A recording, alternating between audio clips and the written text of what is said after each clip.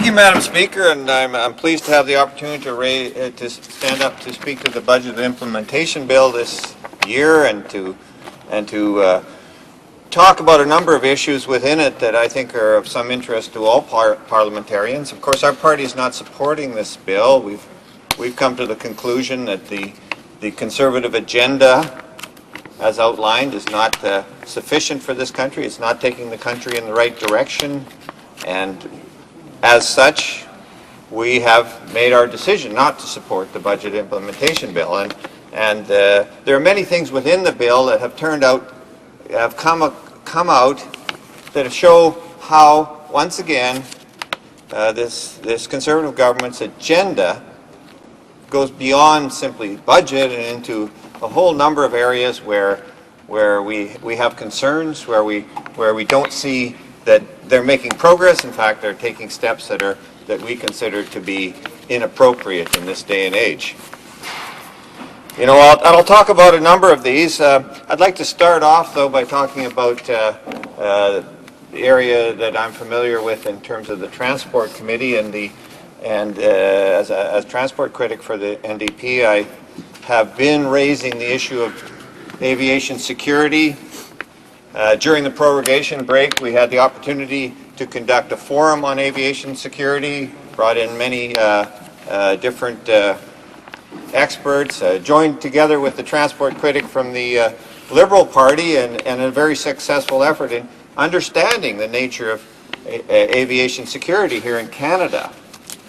What we see over the last number of months from the government, though, is rather a knee-jerk reaction to aviation security.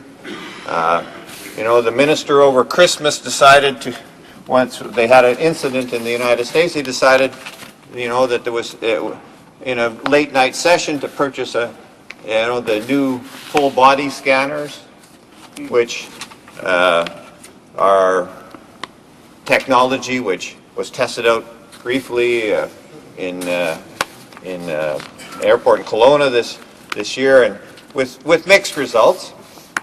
And certainly, when you talk to the experts, this type of equipment seems to be rather inappropriate, and seems to be taking the security system in a direction which will not really result in more security, but just more costs. And we see this playing out with the air traveler security charge, where every flight in Canada is going to see an increase in the cost of delivering that flight for the traveler security charge of between $3 and $9 per flight, per passenger.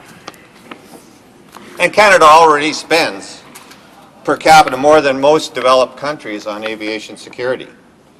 It's $1.5 billion over 5 years to provide those services, plus the additional costs that we're passing on to the consumer. As well, the government has decided to cut out the professional police force that is put in place at most major airports. They've passed that cost on to the airlines as well, which will eventually be passed on to the consumer. So what we're seeing is that there's additional costs in aviation security, which are not borne out by the experts in terms of the threat assessment, the actual results that come from the system we have. I like to call the aviation security system at most of our airports, it's like a Maginot Line. Looks very impressive, you know, but very easy to go around it, and very easy to circumnavigate the types of security that are in place there. Very mechanical, very much simply to assure the traveling public that we're doing a good job. We need to move to different systems. We need to reassess aviation security to understand what the threat is and what appropriate response is to this type of activity, and not simply add costs onto the consumer. So that's something that I think we'll be moving ahead with, if we can, on the Transport Committee, looking at these things. It's something I hope to work with the government on to change their direction. I don't see it as being something that we have to act in a partisan fashion on. I think aviation security affects every single one of us in this building here, and all our families and all our friends. And I think we need to ensure that we're doing the right thing. So rather than simply adding costs to the system, we need to ensure what we're doing is actually adequate to cover the needs of aviation security.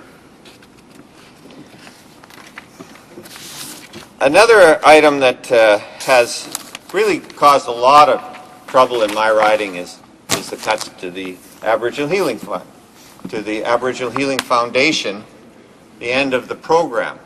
This program, successfully evaluated by the Department of Indian Affairs, should have gone ahead. We should have continued that program. Instead, we turned funds over to Health Canada. We took away the ability of Aboriginal people to guide their own healing following the residential school traumas, following the residential school abuse. This flies in the face of the apology that we all shared in this House of Commons, that wonderful moment when we stood together as all MPs and said, we're sorry and we want to do it better in the future. We want to fix the problems. We want to work with you to fix the problems. We want you to fix your problems. That's not the direction we're taking here. And that's a sad fact. That, is something that we have failed at here in this budget. We have failed at, and we should go back and reassess what we're doing and really understand that the programs that Aboriginal people use to heal themselves, the directions that they take, are the most important. They're the ones that we want to support.